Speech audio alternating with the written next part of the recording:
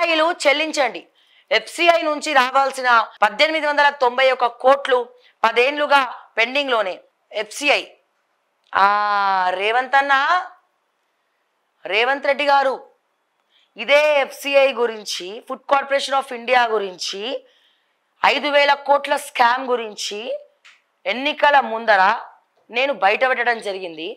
So ఈ scam వివరాలు పూర్తి డీటెయిల్స్ మీకు ఇద్దామని చెప్పి మీ అపాయింట్మెంట్ కోరితే మీ అపాయింట్మెంట్కి దిక్కు లేదు.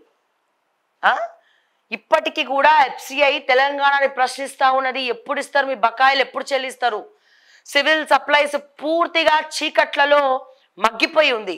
మరి ఎవరి వల్ల చీకట్లలో మగ్గిపోయింది అంటే మొట్టమొదటి తెలంగాణ సివిల్ సప్లైస్ మంత్రి ఎవరు? ఈటెల రాజేందర్.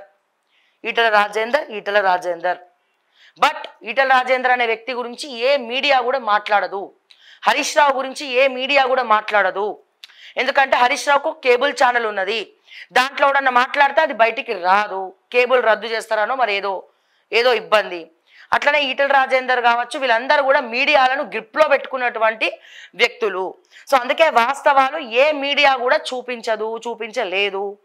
సో మాట్లాడేటువంటి మాలాంటి వాళ్ళ గొంతులు నొక్కే ప్రయత్నాలు చేస్తూ ఉంటారు. ఏకతాటి పైన దాడి చేస్తూ ఉంటారు. మాట్లాడితే స్కామ్ గురించి మాట్లాడితే మళ్ళీ అక్కడ రిజర్వేషన్ తీసుకొచ్చి నీకు వీళ్ళు పడదు అని చెప్పి మాట్లాడతారు. ఎట్లా వేగాలి సార్? పూర్తి వివరాలు మీకు చెప్దామనుకునే లోపల తర్వాత నేను ఎంక్వైరీ చేస్తే నాకు అర్థమైంది ఏంటంటే మీకు ఈటెల రాజేందర్ జాన్ జిగిరి అని అర్థమైంది. వెనకాల మీరు మాట్లాడుకుంటారని అర్థమైంది.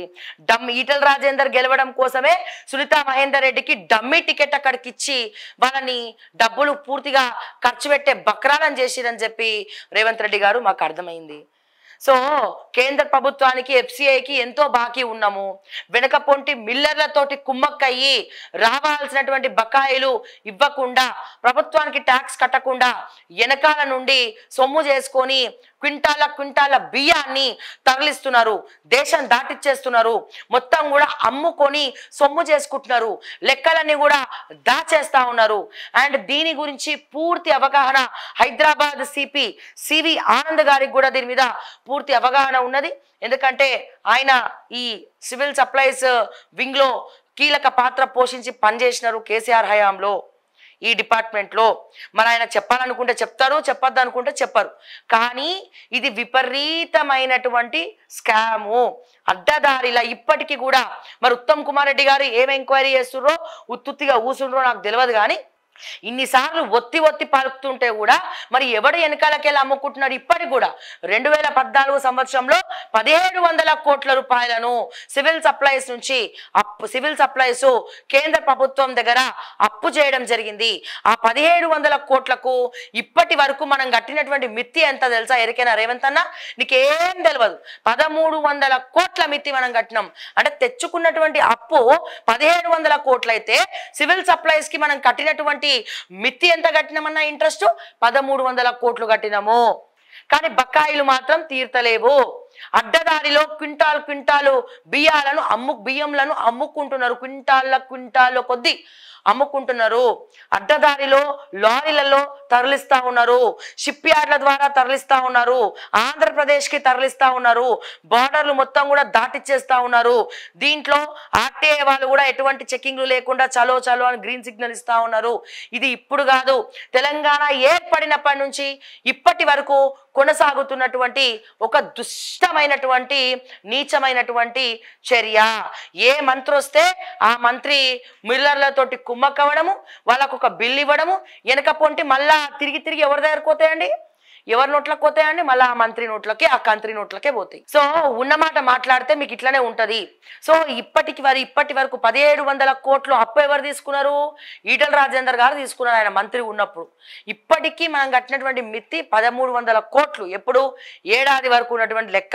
ఇప్పుడు కొత్త లెక్క ఎంతో తెలియదు. కానీ 1300 కోట్లకు మనం మిత్తి కట్టినాం, తీసుకున్న 1700 కోట్లకు.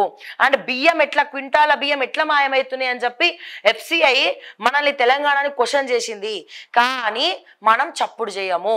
అప్పట్లో వీళ్ళందరూ నిర్మలా సీతారామన్ గారు వీళ్ళందరూ కూడా చెక్కింగ్స్కి వచ్చి ఇన్స్పెక్షన్కి FCI నుంచి వస్తే కూడా తప్పుడు లెక్కలు తప్పుడు నివేదికలు బీఆర్ఎస్ ప్రభుత్వం సబ్మిట్ చేసింది. ఇప్పటికీ మరి మీరు దీని మీద ఎంక్వైరీ చేస్తే అన్ని పార్టీలో ఉన్నటువంటి నేతలు అటు బీఆర్ఎస్ ఇటు బీజేపీ ఇరుక్కుంటది. ఎందుకు ఇరుక్కుంటది అంటే ఈ పంచాయతీలోనే మరి ఈటల రాజేందర్ బయటికి రావడమే బీజేపీలో జాయిన్ అవ్వడము.